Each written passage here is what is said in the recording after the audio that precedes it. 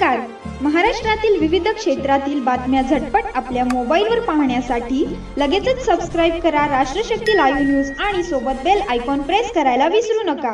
जालना जिल्ह्यातील जाफराबाद तालुक्यातील सावरखेडा गावात रस्त्यावरील वादातून एका युवकावर वीट मारून जानलेवा हल्ला करण्यात आला. या हल्ल्यात गंभीर जखमी झालेल्या परमेश्वर सोनूने या युवकाचा उपचारादरम्यान मृत्यू झाला आहे. या प्रकरणी पोलिसांनी 2 आरोपींना अटक केली आहे.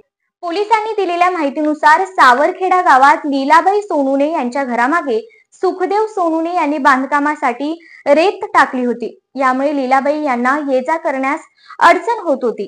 याबाबत लीलाबाई यांनी राजू सुखदेव सोनूने याला रेत बाजूला करण्यास सांगितले. यावरून राजूने लीलाबाई यांच्याशी गैरवर्तन करत शिवीगाळ केली. लीलाबाई आपल्या 3 मुलांसह तक्रार दाखल करण्यासाठी पोलीस ठाण्यात गेल्या. त्याचवेळी राजू सुखदेव सोनूने आणि विजय सुखदेव सोनूने यांनी परमेश्वर सोनूने, दीपक सोनूने आणि सुधाकर सोनूने यांच्यावर हल्ला केला. या हल्ल्यात राजू आणि विजय यांनी परमेश्वर यांच्या डोक्यावर वीट मारून त्याला गंभीर जखमी केलं. जखमी परमेश्वरला तातडीने रुग्णालयात दाखल करण्यात आले, मात्र उपचारादरम्यान त्याचा मृत्यू झाला. या घटनेनंतर पोलिसांनी राजू सुखदेव सोनूने आणि विजय सुखदेव सोनूने यांना अटक केली असून गुन्हा दाखल करून पुढील तपास सुरू आहे. या घटनेमुळे सावरखेडा गावात खळबळ उडाली आहे.